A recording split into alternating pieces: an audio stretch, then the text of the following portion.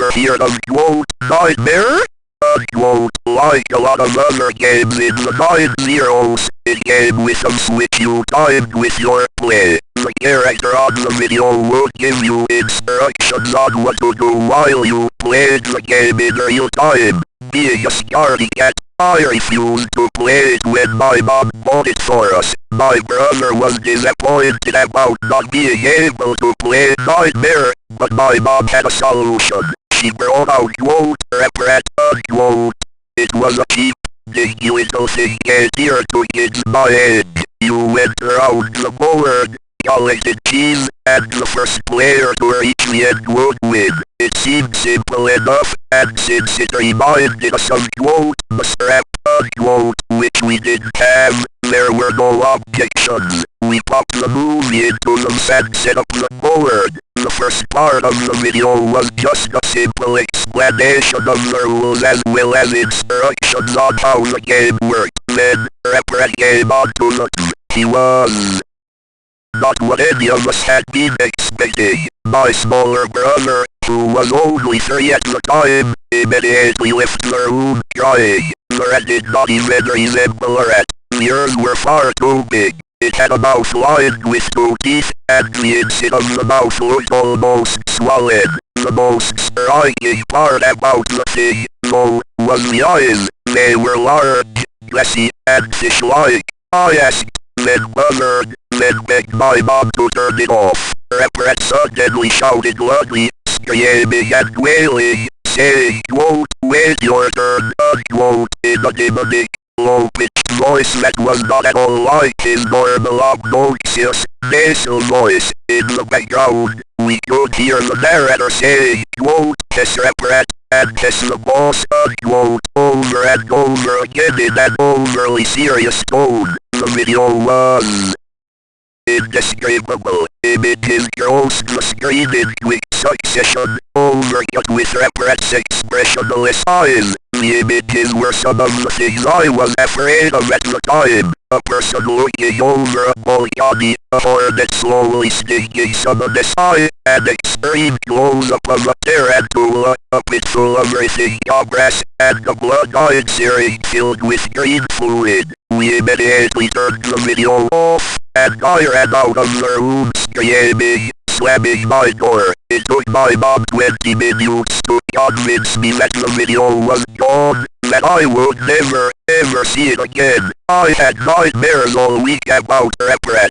That wasn't the last time I saw Reprat. While my girlfriend and I were preparing to move in together, I was cleaning out the closet of my room and found Reprat again, with the same and the same board game inside. It was almost perfectly intact, save for a thick layer of cobwebs and dust bunnies on top of it. This was strange.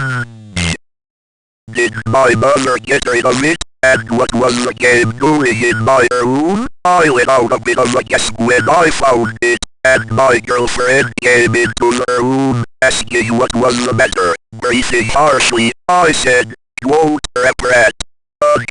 She laughed a bit, asking if it was a joke. I shook my head, explaining that it wasn't. She didn't believe me, nobody did, and I decided that the only way to prove it to her was to show her the video. I borrowed my neighbor's VHS and played the video for her.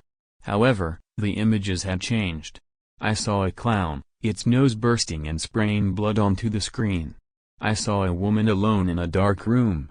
I saw a man being forced to pick up white-hot metal and hold it in his outstretched hand, turning his hand to a leathery mess. The scratching I heard as a child continued, picking up louder and louder. Then, Reprat showed up and began twisting and convulsing, its arms thrusting this way and that. The costume wasn't a costume anymore, the felt was real fur. Its face wasn't plastic, but instead a bristle of thorns with teeth. The eyes turned inwards and suddenly popped out again. Reprat's huge fish eyes were inside out, staring right at me, watching my every move. My every expression. It grinned widely and gestured at my girlfriend and I with a single, outstretched, inhuman hand. I could hear the faintest scratching at my front door. The TV went blank and showed static. The scratching got louder. It wasn't scratching anymore, but thumping.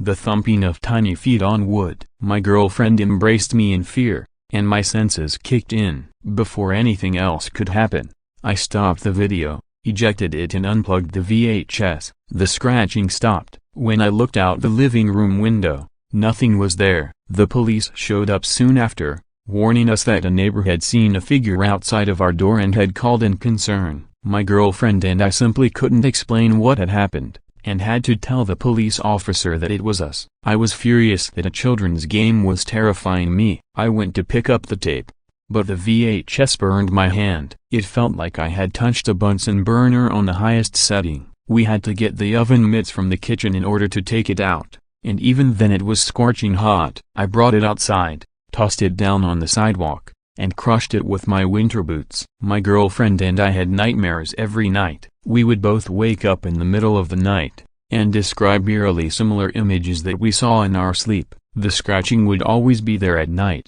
when lights were off and the room was pitch black, save for the moonlight coming in through the window. Now, though, the scratching would happen every time I went near the front door, and every time we said Rap Rat's name. It sounded as if something very small was dragging something across the ground outside of the door. Pacing. Waiting. I would simply wait, with the covers pulled up to my neck, until I succumbed to exhaustion. At this point, I was determined to sue the company for damages. The first thing I did was call my mother and ask where she got Rap Rat. She had no idea. I found a merchant who sold versions of Rap Rat and asked how I could get in touch with the company. He sent me this email. I don't know about the game, but I know it was created by the same people who created Nightmare. The company is called A Couple of Cowboys. Try them. I did a bit more research, and discovered that the company became defunct in 1994.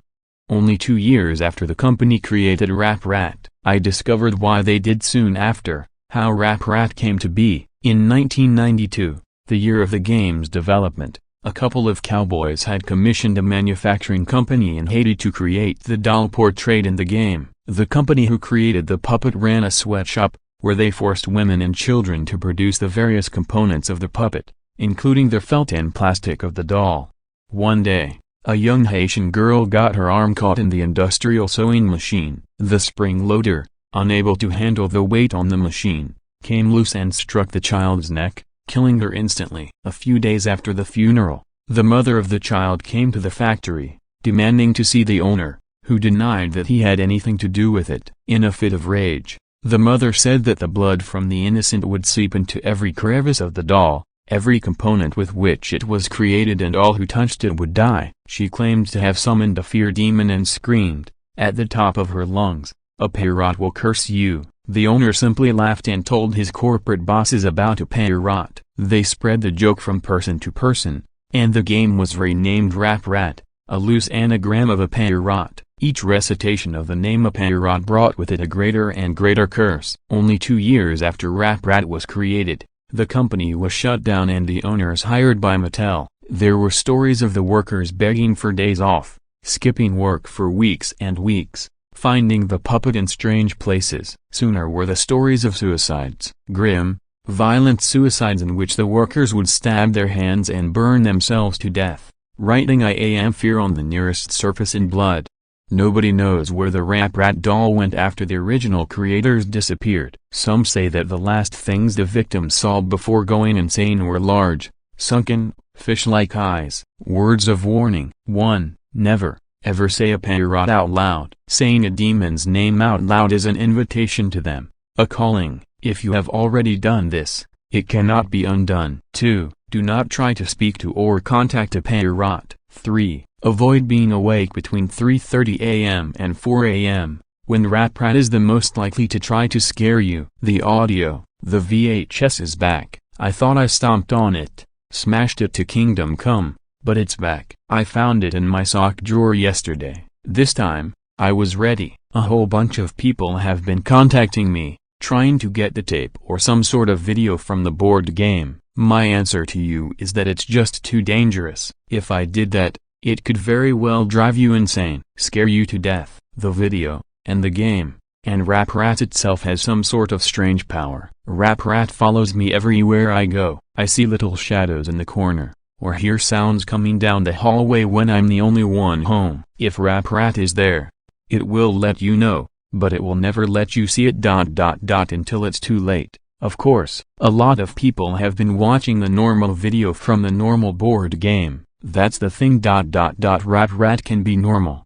It will trick you into thinking it's just a puppet, and then stalk you day and night.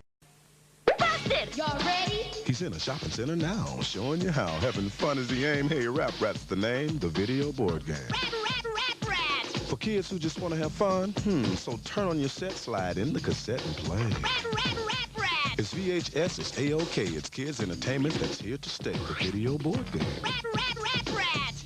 So get mellow, get yellow, get the video board game, Rap Rat.